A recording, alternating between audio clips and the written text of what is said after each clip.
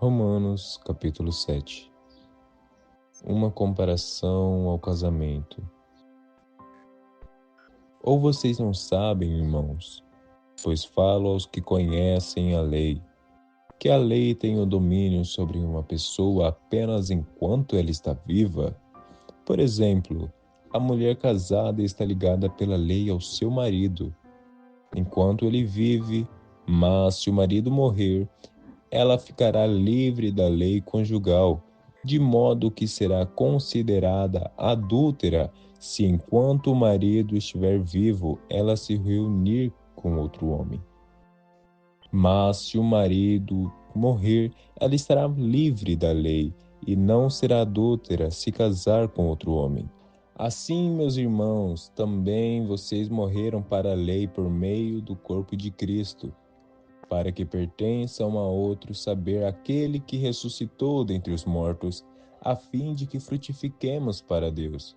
Porque quando vivamos segundo a lei da carne, as paixões pecaminosas despertadas pela lei operavam em nossos membros, a fim de frutificarem para a morte.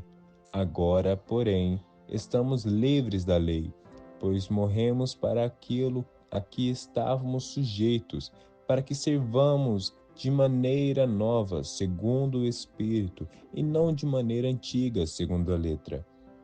Que diremos então? Que a lei é pecado?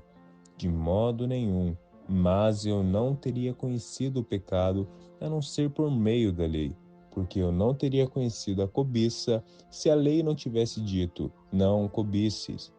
Mas o pecado, aproveitando a ocasião dada pelo mandamento, despertou em mim todo tipo de cobiça, porque sem lei o pecado está morto. Houve um tempo em que sem a lei eu vivia, mas quando veio o mandamento, o pecado reviveu e eu morri. E verifiquei que o mandamento que me havia sido dado para a vida, esse me tornou um mandamento para a morte, porque o pecado, aproveitando a ocasião dada pelo mandamento, me enganou e por meio de mandamento me matou. Assim, a lei é santa, o mandamento é santo, justo e bom. Então aquilo que é bom se tornou morte para mim? De modo nenhum.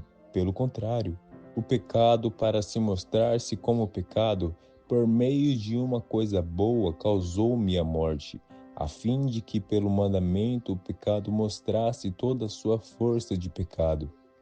Porque bem sabemos que a lei é espiritual. Eu, porém, sou carnal, vendido à escravidão do pecado, porque nem mesmo compreendo o meu próprio modo de agir, pois faço o que prefiro e sim o que detesto. Ora, se faço o que não quero, concordo com a lei que é boa. Neste caso, quem faz isso já não sou eu, mas o pecado que habita em mim. Porque eu sei que em mim, isto é, na minha carne, não habita bem nenhum, pois o querer é bem estar em mim, mas não realizá-lo. Porque não faço o bem que eu quero, mas o mal que eu não quero, esse faço. Mas se eu faço o que não quero, já não sou a quem eu faço, e sim o pecado que habita em mim. Assim encontro esta lei: quando eu quero fazer o bem, o mal reside em mim, porque segundo o homem interior tenho prazer na lei de Deus. Mas vejo nos meus membros outra lei, que me faz prisioneiro da lei do pecado, que estou nos meus membros. Miserável homem que sou! Quem me livrará do corpo desta morte? Graças a Deus por Jesus Cristo, o nosso Senhor. De maneira que eu, de mim mesmo, com a mente, sou escravo da lei de Deus, mas segundo a carne, sou escravo da lei do pecado.